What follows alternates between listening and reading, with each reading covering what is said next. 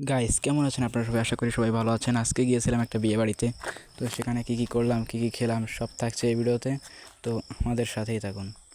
তো প্রথমে যাচ্ছিলাম গেট দিয়ে, আপনাদেরকে বিয়েটা দেখাই ফার্স্টে।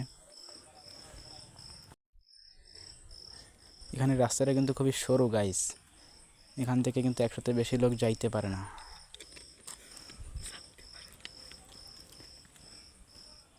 এটা কিন্তু আমাদের পাশের একটা প্রতিবেশীদের বাড়ি, এখানে কিন্তু বিয়ে হচ্ছিল।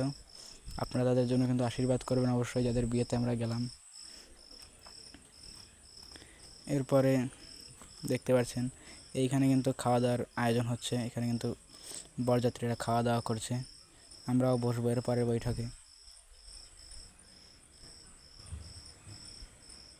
এখনও কিন্তু সবাই খাওয়া দাওয়া শুরু করে পারেনি, কেবল বসছে আর কি।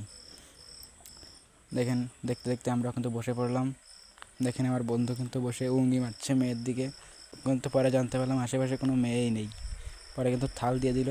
পরে ভাত নিয়ে নিলাম, পোলাও চালের ভাত ছিল গাইস।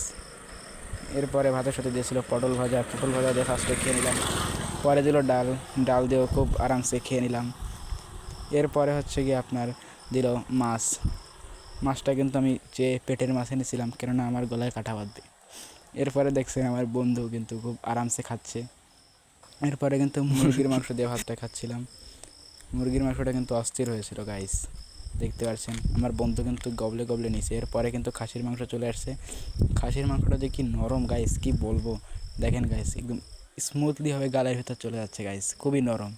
এরপরে কিন্তু দিয়ে দিল ঠান্ডা এবং লাস্টে দই দিয়ে দিল। খাওয়া দাওয়া শেষ করে আমরা বেরিয়ে আসলাম বিয়েবাড়ি থেকে। তো আজকের ব্লগটা এই পর্যন্তই। ভালো থাকবেন সবাই, আশা করি পরের ব্লগ আপনাদের সাথে দেখা হবে। Tata, bye bye. তো আমরা কিন্তু গেট থেকে বেরিয়ে যাচ্ছিলাম। দেখেন গেটটা কিন্তু অসাধারণ, সেটা ভিতরে প্রথমেই আপনাদের দেখাইছি, আবারও দেখালাম। তো বাই বাই গাইস।